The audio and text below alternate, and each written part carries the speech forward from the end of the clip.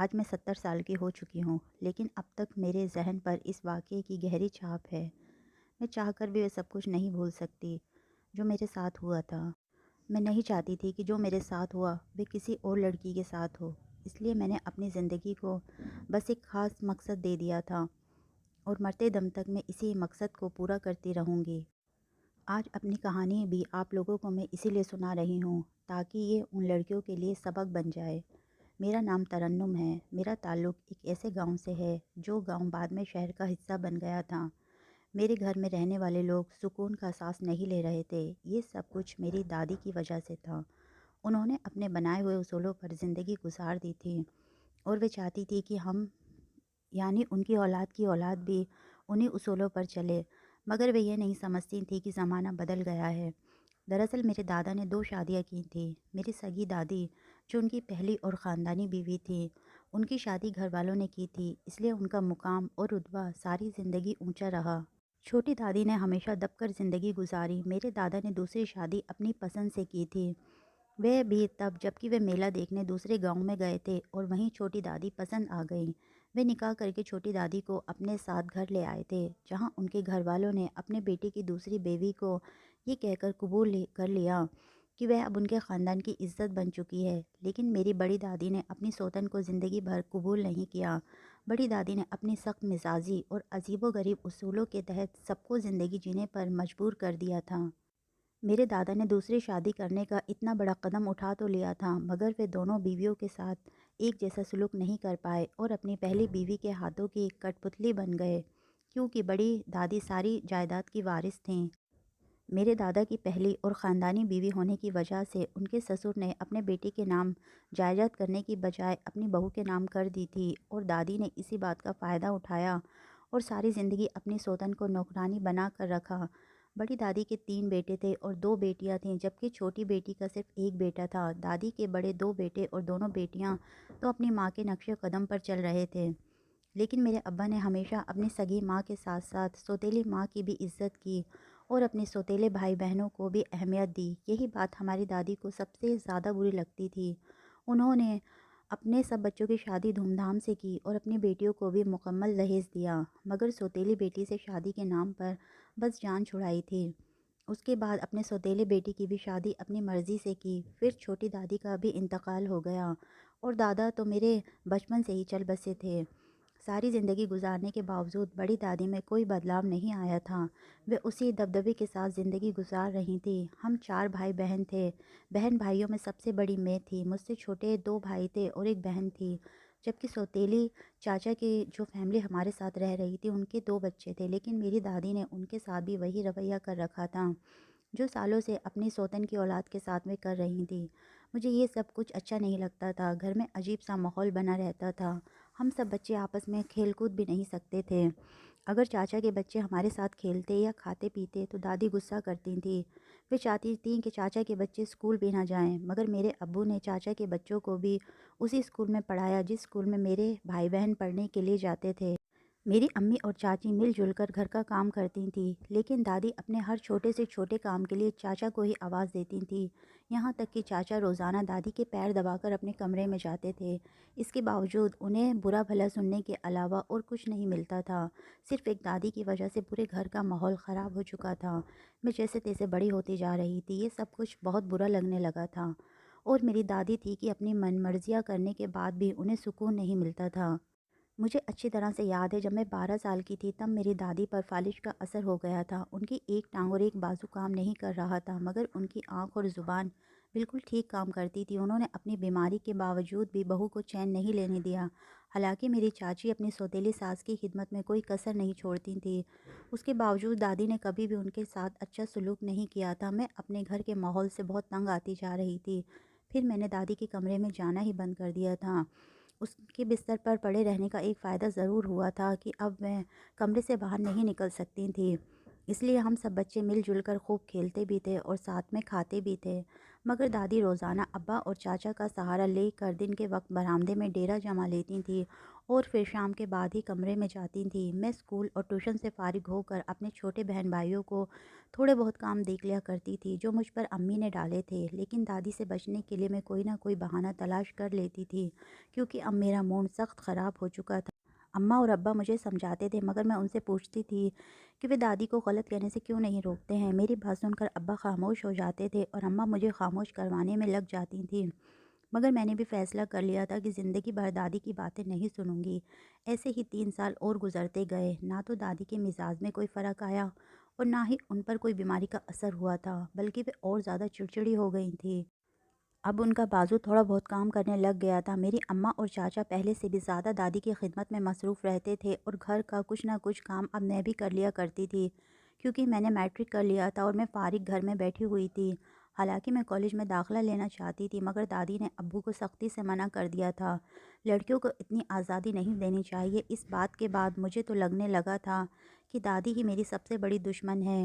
میری ساری سہیلیوں نے کالج میں ایڈمیشن لے لیا تھا، مگر دادی کی وجہ سے ابو مجبور تھے۔ انہوں نے کبھی کوئی کام اپنی امی کی مرضی کے خلاف نہیں کیا تھا۔ اسی وجہ سے انہوں نے مجھے سمجھایا کہ وہ دادی کو جلدی منا لیں گے اور پھر میرا کالج میں داخلہ کروا دیں گے، مگر میں اس بات پر خفا تھی کہ میری ساری سہیلیاں کالج میں داخلہ لے چکی تھیں اور میں گھر بیٹھی تھی۔ بعد میں کیا فائدہ جب میں ان سے 1 سال پیچھے ہو جاتی، مگر یہ بات کسی کو سمجھ نہیں آتی تھی۔ میں نے بھی ضد پکڑ لی اور اپنی من مرضیاں کرنے لگ گئی تھی۔ نہ تو اب میں چھوٹے بھائی بہن پر توجہ دیتی تھی اور نہ گھر کے کاموں میں میرا دل لگتا تھا، بلکہ ہر کسی سے بنا وجہ لڑتی رہتی تھی۔ ابا کو لگتا تھا کہ اگلے سال میرا کالج میں داخلہ ہو جائے گا تو میں ٹھیک ہو جاؤں گی، مگر اس سے پہلے ہی میری دادی کا انتقال ہو گیا اور میں نے سکون کا سانس لیا۔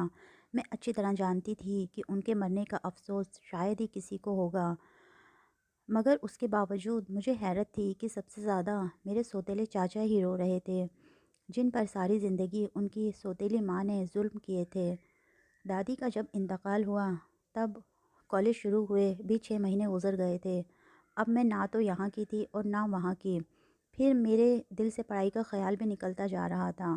میں نے اب نئی مصروفیت تلاش کر لی تھی۔ میری بچپن کی سہیلیاں جو بالکل برابر میں رہتی تھیں وہ ناول پڑھ رہی تھیں۔ میں روزانہ ان کے گھر چلی جاتی اور ایک ناول لے آتی تھی، جسے میں ایک دن میں ہی پڑھ کر پورا کر لیتی تھی۔ یہاں تک کہ میں رات کو دیر تک کہانی پڑھتی رہتی تھی۔ امی بھی مجھے روکتی تھیں، مگر ابا انہیں منع کر دیتے تھے، کیونکہ ابا دیکھ رہے تھے کہ میرے اندر کچھ بغاوت پیدا ہو رہی ہے۔ اگر مجھ پر زیادہ سختی کی جاتی تو میں اور ضدی ہو سکتی تھی، اس لیے ابا کے کہنے پر اماں نے مجھے ڈانٹنا اور کچھ بھی کہنا چھوڑ دیا تھا۔ دوسری طرف دادی کے گزرنے کے بعد گھر میں امن شانتی کا ماحول پیدا ہو گیا تھا۔ اماں اور چاچی مل جل کر گھر کا کام کر لیتی تھیں اور پھر سکون سے دھوپ میں بیٹھ کر مشین پر کپڑے سیا کرتی تھیں۔ میرے دونوں چھوٹے بھائی اور چاچا کے بچے بھی اسکول جاتے تھے اور سب سے چھوٹی بہن نے بھی اب اسکول جانا شروع کر دیا تھا۔ صرف میں ہی تھی جو گھر میں امی اور چاچی کے ساتھ اکیلی رہتی تھی۔ سب بچوں کے اسکول جانے کے بعد میں کہانی لے کر بیٹھ جاتی اور پھر میں نے روزانہ چھت پر جانا شروع کر دیا، کیونکہ کہانی پڑھنے کے دوران اماں بار بار مجھے کام کہتی رہتی تھیں، جس کی وجہ سے مجھے غصہ آتا تھا۔ چھت پر جا کر میں 2-3 گھنٹے جان بوجھ کر چھت پر ہی رہتی تھی۔ ہماری چھت پر ایک اسٹور روم تھا جس کے آگے چھوٹا سا برآمدہ بھی بنا ہوا تھا، وہیں پر میں نے ڈیرا ڈال رکھا تھا۔ روزانہ چائے کا ایک کپ لے کر میں اوپر چلی جاتی تھی اور پھر اماں جب تک نیچے سے 10 آوازیں نہیں دیتی تھیں تب تک میں نیچے نہیں اترتی تھی۔ کہانی پڑھ پڑھ کر مجھے اپنے خوابوں کے شہزادے کا انتظار رہنے لگا تھا۔ میرا سب سے بڑا شوق یہ تھا کہ میں ملک سے باہر چلی جاؤں اور وہیں پر سکون سے زندگی گزاروں۔ ٹی وی میں بھی ایسے ڈرامے شوق سے دیکھتی تھی جس میں دوسرے ملک دکھائے جاتے تھے۔ دن بدن میرا یہ شوق بڑھتا جا رہا تھا اور میں جاگتے ہوئے بھی خواب دیکھنے لگی تھی۔ یہ سلسلہ ایسے ہی چل رہا تھا اور ایک دن مجھے اپنے گھر کے پیچھے والی چھت پر ایک لڑکا کھڑا ہوا نظر آیا جو میری طرف ہی دیکھ رہا تھا۔ میں نے اس سے پہلے اس لڑکے کو کبھی بھی اپنے محلے میں نہیں دیکھا تھا، شاید وہ مہمان تھا۔ جیسے ہی میری اس پر نظر پڑی وہ چونک گیا اور اس نے دوسری طرف منہ کر لیا، مگر میں وہیں پر اپنے برآمدے میں کھڑی رہی اور اس کی طرف دیکھتی رہی۔ وہ تھوڑی تھوڑی دیر بعد مجھے دیکھ رہا تھا اور پھر منہ سائڈ کر لیتا تھا۔ مجھے اس لڑکی کی طرف دیکھتے ہوئے اچھا لگ رہا تھا۔ پھر اب امی نے آواز دی تو میں نیچے چلی گئی۔ दूसरे दिन फिर ऐसा ही हुआ। मैं छत पर बैठी कहानी पढ़ रही थी। जैसे ही उठ कर टहलना शुरू किया तो मेरी नज़र उसी लड़के पर चली गई। वह मेरी तरफ ही देख रहा था। अब मुझे इस बात में दिलचस्पी होने लगी थी कि आखिर वह कौन था और मेरी तरफ क्यों देख रहा था। मैंने इशारे से पूछा कि क्या बात है और क्या काम है, तो उसने भी इशारे से जवाब दिया, मगर मुझे उसके इशारे समझ में नहीं आ रहे थे। तो मैंने उसे दीवार के करीब आने का इशारा किया और फिर हमारी बातचीत का सिलसिला शुरू हो गया। हम दोनों दीवार के पास खड़े हुए बातें कर रहे थे। उसने बताया कि वे सऊदी अरब से आया है और कुछ दिन के लिए वे यहाँ अपने मामू के घर छुट्टियाँ गुजारेगा और फिर वापस सऊदी अरब चला जाएगा। वे वहाँ पर पिछले 10 साल से जॉब करता था। उसका नाम रिजवान था। मुझे ये सुनकर बहुत खुशी हुई कि वे सऊदी अरब से आया था और देखने में भी बड़ा हैंडसम था। इसलिए फ़ौरन मेरे दिल में ये ख्वाहिश जागी कि काश इसके साथ मेरी शादी हो जाए और मैं भी सऊदी अरब चली जाऊं। मगर पहली मुलाकात में ही उसके साथ कोई बात करके अपनी इमेज ख़राब नहीं करना चाहती थी। अब तो ये रोज़ का सिलसिला हो गया था। मैं मुकर्रर वक्त पर छत पर चली जाया करती थी और रिजवान भी उसी वक्त छत पर आ जाता था। कुछ देर हम इशारों इशारों में बातें करते रहते और फिर दीवार के पास आकर थोड़ी बात कर लिया करते थे। एक दिन रिजवान ने मुझे बहुत खूबसूरत और महंगी अंगूठी दी थी। मेरी हैरत की इंतहा नहीं थी, क्योंकि वे गोल्ड रिंग थी। कुछ ही दिनों की बातचीत और दोस्ती में ही उसने मुझे इतना कीमती तोहफ़ा दे दिया था। अगर वे मेरी मोहब्बत में गिरफ़्तार हो जाता और शादी के लिए मुझे अपने साथ ले जाता तो मेरी ज़िंदगी बन जाती। ये सोचकर मैं दिल ही दिल में खुश हो रही थी और दुआएं करने लगी थी कि उसके दिल में मेरे लिए मोहब्बत पैदा हो जाए, क्योंकि मैं अब अपने घर में और नहीं रह सकती थी। यहाँ मुझे समझने वाला कोई नहीं था और एक अच्छी ज़िंदगी जीना चाहती थी, वह जिसके ख्वाब मैं देख रही थी। मुझे रिजवान से चोरी छुपे मिलते और बातचीत करते हुए 12 दिन हो गए थे और फिर आखिरकार वे दिन आ गया जिसका मुझे इंतज़ार था। रिजवान ने मुझसे इजहार मोहब्बत कर दिया था और मेरे साथ जीने मरने की कस्में भी खाईं। मैं तो पहले से ही इंतज़ार में बैठी थी कि वे कब मुझे प्रपोज़ करे और मैं उसका प्रपोज़ल कबूल करके उसकी ज़िंदगी में शामिल हो जाऊं। मैंने उस दिन खुलकर रिजवान के सामने अपनी ख्वाहिश का इजहार किया कि मैं बचपन से ही मुल्क से बाहर जाना चाहती हूँ और मेरे कुछ ख्वाब ऐसे भी हैं जो वहीं जाकर पूरे हो सकते हैं। मेरी बात सुनकर तो रिजवान बहुत खुश हो गया और कहने लगा कि मुझे भी अपनी ज़िंदगी में कोई ऐसी ही लड़की चाहिए थी जो मेरे साथ कदम से कदम मिलाकर चले, और मैं खुश हूँ कि हम दोनों एक ही मंजिल के मुसाफिर हैं। फिर इस बात से अगले दिन मैंने रिजवान से उसकी फ़ैमिली के बारे में पूछा तो उसने बताया कि उसकी पूरी फैमिली सऊदी में ही रहती है और वे यहाँ सिर्फ अपने मामू से मिलने की खातिर आया था। मैंने रिजवान से कहा कि वह अपनी फ़ैमिली को रिश्ता लेने के लिए भेजेगा तो ही मेरे घर वाले राज़ी होंगे, वरना मैं अच्छी तरह जानती थी कि मेरे घर वाले इस बात को नहीं मानने वाले हैं। वे कभी भी मोहब्बत की शादी पर यकीन नहीं रखेंगे। रिजवान ने मुझसे कहा कि वह जल्दी अपने घर वालों से बात करेगा और मेरा रिश्ता लेने के लिए उन्हें मेरे घर भेज देगा। मगर एक हफ़्ता गुजर जाने के बावजूद भी रिजवान मुझे कोई वाजिब जवाब नहीं दे रहा था और मेरा दिल परेशान था कि इस कदर तो मैं कभी भी उसके साथ शादी करके बाहर नहीं जा सकूंगी। मैंने उस पर दबाव डालना शुरू कर दिया था। फिर रिजवान ने मुझे बताया कि वे कुछ दिन बाद सऊदी वापस जाने वाला है। मैंने इस बारे में अम्मी से और चाची से बात की तो अम्मी हत्ते से उखड़ गईं और कहने लगीं कि हम किसी भी राह चलते लड़के के साथ तुम्हारी शादी नहीं करेंगे, वे चाहे किसी का भी बेटा हो या किसी का भी भांजा हो। यहाँ हमें इस बात से भी गरज नहीं है कि वह बाहर रहता है और कमाता है। ये सुनकर मैं भी अम्मी के सामने आकर खड़ी हो गई कि अगर आप लोगों ने रिजवान का रिश्ता कबूल नहीं किया तो मैं कोई भी इंतहाई कदम उठा लूँगी। मगर अम्मी इस बात को मेरी नादानी समझकर नज़रअंदाज कर दिया था। वे नहीं जानती थी कि मैं किस हद तक जा सकती हूँ। फिर मैंने वे कदम भी उठाया जो मेरी बर्बादी का सबब बना। मुझे रिजवान ने बताया कि उसकी फ़्लाइट में चंद दिन बाकी हैं और उसने मुझे बताया कि अब वह और यहाँ नहीं रह सकता है और तुम्हारे माँ बाप भी इस रिश्ते पर नाज़िर नहीं हैं, तो तुम मेरे साथ घर से भाग चलो, हम दोनों सऊदी जाकर शादी कर लेंगे। इस तरह तुम्हारी ख्वाहिश भी पूरी हो जाएगी और हम दोनों ज़िंदगी भर एक साथ भी रहेंगे। मैं रिजवान की बातें सुनकर फ़ौरन ही मान गई और एक रात घर से भागने का प्लान बना लिया। मैंने उस रात شام کے وقت تھی، بڑے دروازے کے تالے کی چابی اٹھا لی تھی اور پھر تالا بھی اس رات میں نے خود ہی لگایا تھا۔ پھر میں رات کے دوسرے پہر رضوان کے ساتھ گھر سے بھاگ گئی۔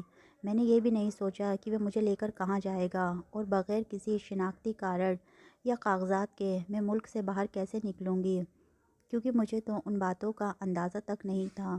میرے لیے تو ہر چیز خوبصورت خواب کی طرح تھی۔ رضوان مجھے لے کر ایک ہوٹل میں چلا گیا، جہاں کا ماحول بھی کچھ عجیب سا تھا۔ میں نے رضوان سے کہا کہ کیا ہم اس سے بہتر جگہ پر نہیں رہ سکتے ہیں؟ تو اس نے بتایا کہ کیونکہ ابھی میرے ملک سے باہر جانے کے کاغذات وغیرہ نہیں بنے ہیں، اس لیے ہمیں کسی اور راستے سے جانا ہوگا جس میں تھوڑا خطرہ بھی ہے۔ مگر میں محبت میں اتنی اندھی ہو چکی تھی کہ ہر خطرے سے لڑنے کو تیار تھی۔ مجھے بس ہر حال میں رضوان کا ساتھ چاہیے تھا۔ اس نے میرے خوابوں کی تعبیر چھپی ہوئی تھی۔ میں اور رضوان باہری راستے کا سفر طے کر کے سعودی تو پہنچ گئے، مگر رضوان مجھے اپنے گھر لے کر نہیں گیا، بلکہ ایک فلیٹ میں لے گیا جہاں پر اس کے کچھ دوست یار رہتے تھے۔ مجھے یہ بات بالکل اچھی نہیں لگی۔ میں اس سے کہتی رہتی کہ وہ مجھے اپنے ماں باپ کے پاس لے جائے یا پہلے مجھ سے نکاح کر لے، مگر وہ مثلاً ٹالے جا رہا تھا۔ میں اس فلیٹ کے کمرے میں خود کو بند کر کے رکھتی تھی جہاں رضوان اپنے دوستوں کے ساتھ رہتا تھا۔ مجھے وہاں پر 3 دن ہو گئے تھے۔ رضوان روز کمرے میں کھانا لے کر آتا تھا اور میرے ساتھ ہی کھانا کھا کر چلا جاتا تھا۔ لیکن رات کو کچھ عجیب سا ہی سلسلہ ہونے لگا تھا۔ میں جب سونے کے لیے لیٹتی تو مجھے ایسا لگتا تھا جیسے کوئی کمرے کے دروازے پر موجود ہے، وہ دروازہ کھولنے کی کوشش کر رہا ہے۔ ڈر کی وجہ سے مجھے نیند بھی نہیں آتی تھی۔ جب میں نے رضوان سے اس بات کا ذکر کیا تو وہ کہنے لگا کہ یہ سب تمہارا وہم ہے، کیونکہ میرے دوست بہت شریف اور اچھے لڑکے ہیں۔ وہ تمہارے ساتھ کچھ غلط کرنے کا سوچ بھی نہیں سکتے ہیں، کیونکہ تم میری عزت ہو۔ میں نے اپنے گھر والوں سے بات کی ہے، لیکن ان کا بھی یہی کہنا ہے کہ جب تک تم 18 کی نہیں ہوئی ہو اور نہ ہی تمہارا شناختی کارڈ بنا ہوا ہے، اس وجہ سے ہم دونوں کی کورٹ میرج بھی نہیں ہو سکتی ہے۔ تو میں نے اس سے کہا کہ تم میرے ساتھ مسجد میں جا کر نکاح کر لو، مگر وہ اس بات پر بھی راضی نہیں تھا۔ جب مجھے وہاں پر رہتے ہوئے 7 دن گزر گئے تو میں سمجھ گئی کہ وہ مجھ سے شادی کرنا نہیں چاہتا، بلکہ وہ مثلاً مجھے ٹال رہا تھا۔ لیکن اب میں تو اس کے لیے اپنا سب کچھ چھوڑ کر آ گئی تھی، اس لیے پوری طرح اس کے رحم و کرم پر تھی۔ میں نہیں جانتی تھی کہ میرے ساتھ آگے چل کر کیا ہونے والا ہے، مگر یہ تو تھا کہ میں نے محبت کے نام پر دھوکہ کھایا تھا۔ اب تو مجھے رضوان سے بھی ڈر لگنے لگا تھا۔ غیر لڑکوں کے درمیان رہتے ہوئے مجھے ہر وقت اپنی عزت کا خطرہ رہتا تھا۔ 7 دن گزرنے کے بعد جب میں نے رضوان سے 2 ٹوک بات کی تو وہ ہنسنے لگا اور کہنے لگا کہ اتنی جلدی بھی کیا ہے، جس کام کے لیے میں تمہیں لے کر آیا ہوں پہلے وہ مقصد تو پورا کر لینے دو۔ میں اس کے سامنے ہاتھ جوڑ دیے اور اس سے رحم کی بھیک مانگنے لگی، مگر وہ ہنستا ہوا کمرے سے باہر چلا گیا۔ مجھے سمجھ میں نہیں آ رہا تھا کہ میں کیا کروں اور کس سے مدد مانگوں، کیونکہ میں تو وہ بیوقوف لڑکی تھی جس نے اپنے پیروں پر خود کلہاڑی ماری تھی۔ نہ میرے پاس میرے گھر والوں کا کوئی نمبر تھا اور نہ ہی میں جانتی تھی کہ میں کس جگہ پر قید ہوں۔ اس کشمکش میں 3 دن اور گزر گئے۔ چوتھے دن رضوان میرے کمرے میں آیا اور مجھے تیار ہونے کو کہا۔ اس نے مجھ سے جھوٹ بولا تھا کہ وہ مجھ سے نکاح کرنے والا ہے۔ میں اس کی بات سن کر بہت خوش ہو گئی اور بہترین طریقے سے تیار ہو کر اس کے ساتھ چلی گئی۔ میرے خیال سے میں نے جو ٹی وی پر عربیوں کو دیکھا تھا اور وہاں پر چلتے پھرتے لوگوں کو دیکھ کر مجھے نہیں لگ رہا تھا کہ میں سعودی میں ہوں۔ میں جس گاڑی میں رضوان کے ساتھ جا رہی تھی اس کے شیشے بھی بند تھے۔ 1 گھنٹے تک گاڑی چلتی رہی اور پھر ہم ایک بلڈنگ کے سامنے رک گئے۔ رضوان مجھے لے کر اس بلڈنگ کے اندر چلا گیا۔ جس کمرے میں ہم دونوں بیٹھے تھے وہ کافی بڑا اور خوبصورت ڈیکوریٹ کیا ہوا تھا۔ کچھ دیر بعد وہاں ایک آدمی آیا۔ وہ اور رضوان جس زبان میں بات کر رہے تھے مجھے کچھ بھی سمجھ میں نہیں آ رہا تھا۔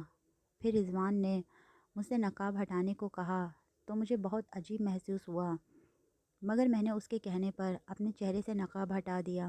وہ آدمی مجھے دیکھ کر مسکرایا اور پھر رضوان کو لے کر اس کمرے سے باہر چلا گیا۔ جب 10 منٹ تک رضوان واپس نہیں آیا تو میرا دل گھبرانے لگ گیا۔ میں بے حد پریشان تھی، پتہ نہیں میرے ساتھ کیا ہونے والا ہے۔ ایسے ہی آدھا گھنٹہ گزر گیا اور میری پریشانی بڑھنے لگی۔ پھر اچانک اس کمرے کا دروازہ کھلا اور وہی آدمی ایک عورت کے ساتھ کمرے میں آیا جو رضوان سے بات کر کے اسے باہر لے گیا تھا، مگر ان دونوں کے ساتھ رضوان نہیں تھا۔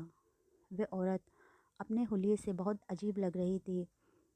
اس نے مجھ سے میرا نام پوچھا، تبھی اس کے ساتھ جو آدمی تھا اس نے جو کہا وہ سن کر میرے قدموں کے نیچے سے زمین ہی نکل گئی تھی۔ اس آدمی نے بتایا کہ رضوان مجھے ان دونوں کے ہاتھوں بیچ کر وہاں سے جا چکا ہے اور میں سعودی میں نہیں بلکہ نیپال میں ہوں۔ یہ سن کر میں رونے لگ گئی۔ اس عورت نے کہا کہ زیادہ ڈرامہ کرنے کی ضرورت نہیں ہے۔ تم جیسی لڑکیاں جو کسی پر بھی اندھا اعتبار کر لیتی ہو ان کے ساتھ یہی انجام ہونا چاہیے۔ اب تم پر ہمارا حق ہے کیونکہ ہم تمہیں منہ مامے کے داموں پر خرید چکے ہیں، اس لیے جیسا ہم کہیں گے تمہیں ویسا ہی کرنا ہوگا۔ میں بہت پریشان ہو گئی۔ میرے سامنے کوئی راستہ نہیں تھا جس سے میں اپنی عزت اور جان بچا سکتی۔ اس عورت نے مجھے اپنے ساتھ چلنے کا اشارہ کیا تو میں چپ چاپ اس کے ساتھ چلی گئی۔ گاڑی میں بیٹھ کر ہم کسی اور جگہ پر پہنچ گئے۔ اس عورت نے مجھے ایک کمرے میں جانے کو کہا اور میں نے باہر سے دروازہ بند کر دیا۔ میں بہت زیادہ رو رہی تھی۔ کچھ دیر بعد دروازہ کھلا اور ایک لڑکی کھانے پینے کی کچھ چیزیں لے کر میرے پاس آئی اور اس نے ایک شاپر بھی مجھے لا کر دیا تھا۔ وہ کہہ رہی تھی کہ کھانا کھا کر یہ کپڑے پہن لو اور تیار ہو جاؤ۔ مجھے ہر حال میں ان کی بات ماننی تھی کیونکہ میں کسی بھی طرح وہاں سے نکلنا چاہتی تھی۔ میں نے کھانا کھایا اور کپڑے پہن کر تیار ہو گئی۔ اس کے بعد بہت دیر تک کمرے میں کوئی نہیں آیا۔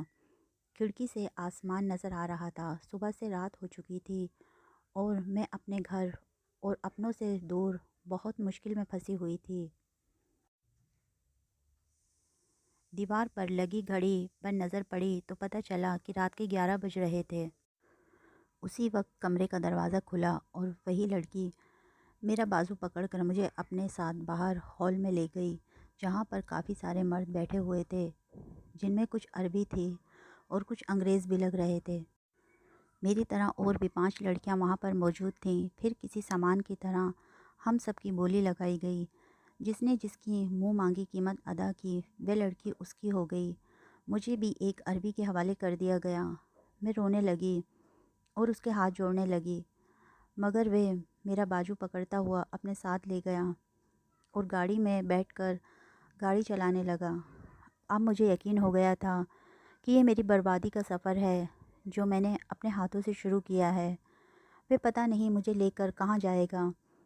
اس نے ایک مال کے سامنے گاڑی روکی اور مجھے اترنے کو کہا۔ میں اس کے ساتھ مال کے اندر چلی گئی۔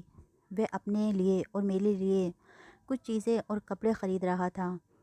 اس کی نظریں تو مال میں موجود سامان پر تھیں، مگر اس نے میرا ہاتھ پکڑا ہوا تھا۔ میں ادھر ادھر لوگوں کو دیکھ رہی تھی۔ مجھے سمجھ میں نہیں آ رہا تھا کہ میں کسی اپنے مدد کے لیے پکاروں۔ پھر اچانک مجھے ایک فیملی نظر آئی جو دیکھنے میں بھلے لوگ لگ رہے تھے۔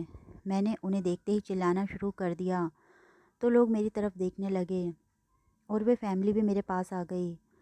عربی ایک دم سے بوکھلا گیا اور میرا ہاتھ چھوڑ کر وہاں سے بھاگ گیا۔ میں نے اس فیملی میں سے ایک عورت کا ہاتھ پکڑ کر کہا کہ مجھے دھوکے سے یہاں لایا گیا ہے اور پھر مجھے اس آدمی کو بیچ دیا گیا۔ خدا کے لیے میری عزت اور جان بچا لو، میں آپ کے ہمیشہ احسان مند رہوں گی۔ وہ بھولی بھالی عورت تھی، اس کے ساتھ چھوٹے بچے بھی تھے۔ اس نے اپنے شوہر کی طرف دیکھا تو اس کے شوہر نے اپنا موبائل فون نکال کر کسی کو کال کی۔ بہت دیر بعد وہاں پر پولیس آ گئی اور وہ لوگ مجھے لے کر چلے گئے۔ وہ مجھ سے اپنی زبان میں سوال کر رہے تھے مگر مجھے کچھ بھی سمجھ میں نہیں آ رہا تھا۔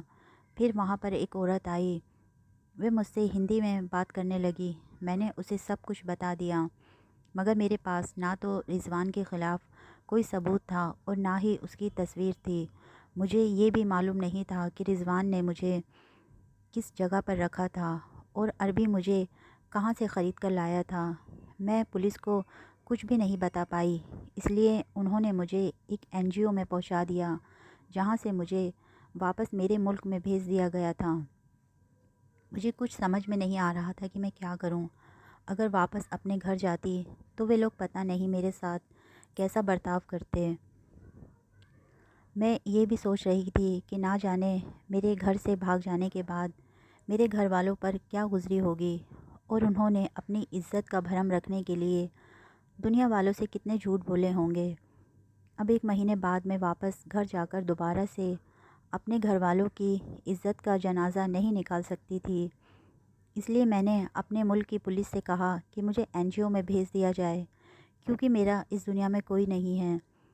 اس طرح میں ایک ایسی جگہ پہنچ گئی جہاں مجھ جیسی بے سہارا اور یتیم لڑکیاں رہتی تھیں۔ وہاں پر بڑی عمر کی عورتیں بھی تھیں۔ NGO والوں نے مجھ سے میرا نام پوچھا تو میں نے انہیں اپنا نام بھی غلط بتا دیا کہ کسی طرح میری پہچان نہ ہو سکے، اور پھر وہیں پر میری زندگی کی ایک نئی شروعات ہوئی۔ میں نے دستکاری سیکھی اور آگے پڑھنا شروع کر دیا۔ اب میری زندگی کا صرف ایک مقصد تھا کہ میں کچھ ایسا کروں جس سے میری طرح نادان لڑکیوں کی زندگی برباد ہونے سے بچا سکوں، کیونکہ میں جس جہنم سے بچ کر واپس لوٹی تھی وہ میری خوش نصیبی تھی، مگر ہر لڑکی مجھ جیسی خوش نصیب نہیں ہوتی۔ جو سب کچھ میں نے دیکھا تھا اس کے بعد مجھے اندازہ ہو رہا تھا کہ میری جیسی لڑکیاں جو کسی پر بھی اندھا اعتبار کر کے اپنے ماں باپ کی عزت کو روند کر گھر سے نکل جاتی ہیں، ان کی ساری زندگی برباد ہو جاتی ہے۔ انہیں نہ ہی تو کوئی گھر ملتا ہے اور نہ ہی عزت ملتی ہے۔ یہ میرے لیے ایک بہت بڑا سبق تھا۔ آج اس بات کو کئی سال بیت چکے ہیں، میری زندگی کے 70 سال بھی مکمل ہو گئے ہیں۔